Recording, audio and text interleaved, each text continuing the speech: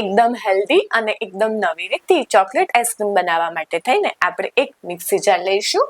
તેમાં આપણે 3 કેળાને સમારીને એડ કરી દઈશું. તે પછી અડધો બાઉલ કાજુ એડ કરીશું. 2 ચમચી કોકો પાવડર એડ કરીશું. 3 થી 4 ચમચી મધ એડ કરીશું. તે પછી ચોકલેટ સિરપ એડ કરીશું. અપ્રોક્સ 1 થી 2 ચમચી જેટલું ચોકલેટ સિરપ એડ કરીશું.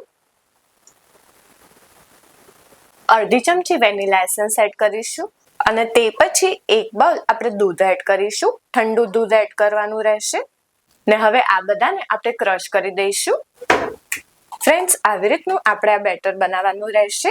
તમે જોઈ શકો છો આની થિકનેસ કેટલી છે તે. આવી રીતનું બહુ પતલું નહીં અને બહુ જાડું નહીં, તે રીતનું આપણા બેટર બનાવવાનું રહેશે. આ ડ્યુરેશનમાં જો તમારાથી દૂધ વધારે પડી ગયું હોય અને તમારું જે આ બેટર જે છે એકદમ પતલું થયું હોય તો તમે બીજું એક કેળું એડ કરી શકો છો ને આવી રીતનું થોડુંક થીક બને તે રીતનું આ બેટર બનાવવાનું રહેશે. હવે આપણે આને એક બાઉલમાં ટ્રાન્સફર કરી દઈશું. એક બાઉલ લઈશું અને તેમાં આપણે આ બેટર એડ કરી દઈશું. ફ્રેન્ડ્સ, આ જે ચોકલેટ આઈસ્ક્રીમ જે છે તે વિધાઉટ શુગર હું બનાવું છું, બીકોઝ કેળા અને આ મધને લીધે આપણું જે આ ગળપણ જે છે તે બેલેન્સ થઈ જશે, તેટલા માટે થઈને. હવે તમારે આમાં ઉપર ડેકોરેશન માટે થઈને ચોકલેટ ચિપ્સ એડ કરવી હોય તો તમે કરી શકો છો. હવે આપણે ઉપર થોડીક ચોકલેટ ચિપ્સ એડ કરી દઈશું. તમારે આને સ્કીપ કરવી હોય તો તમે કરી શકો છો. ફ્રેન્ડ્સ, તો છે ને એકદમ ઇઝી ચોકલેટ આઈસ્ક્રીમ બનાવો. ફ્રેન્ડ્સ, ઉપર આ જે ચોકલેટ ચિપ્સ જે છે તે તમારે સ્કીપ કરવી હોય તો તમે સ્કીપ કરી શકો છો. હવે આપણે આની ઉપર એલ્યુમિનિયમ ફોઇલ લગાવીને આપણે 6 થી 7 કલાક માટે થઈને ડીપ ફ્રીઝરમાં ફ્રીઝ કરવા થઈને મૂકી દઈશું. એક એલ્યુમિનિયમ ફોઇલ લઈશું, તેને આવી રીતે આખું રેપ કરી દઈશું.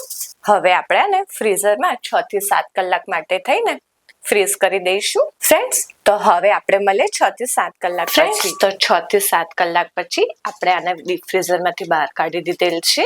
હવે આપણે આને એલ્યુમિનિયમ ફોઇલને કાઢીશું. વાવ ફ્રેન્ડ્સ, જોઈને જ મોઢામાં પાણી આવે તેવો બન્યો છે. ફ્રેન્ડ્સ, તો આપણા એકદમ ટેસ્ટી અને એકદમ યમી યમી આઈસ્ક્રીમને હવે આપણે સર્વ કરી દઈશું.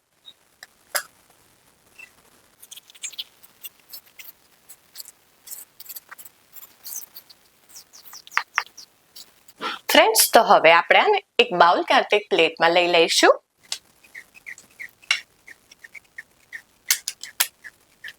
વાવ ફ્રેન્ડ્સ, તો છે ને આપણો એકદમ મસ્ત અને એકદમ યમી યમી ચોકલેટ આઈસ્ક્રીમ, આપણો એકદમ હેલ્ધી, એકદમ ટેસ્ટી અને એકદમ યમી યમી ચોકલેટ આઈસ્ક્રીમ રેડી છે. તમે જોઈ શકો છો કેટલો મસ્ત બન્યો છે તે. ટેસ્ટમાં પણ તેટલો જ મસ્ત છે. આ ઉનાળાની સિઝનમાં તમારે ચોકલેટ આઈસ્ક્રીમ જરૂરથી ટ્રાય કરજો અને આ ચોકલેટ આઈસ્ક્રીમ કેવો બન્યો છે તે મારા વિડીયોના કમેન્ટ સેક્શનમાં જરૂરથી કમેન્ટ કરજો.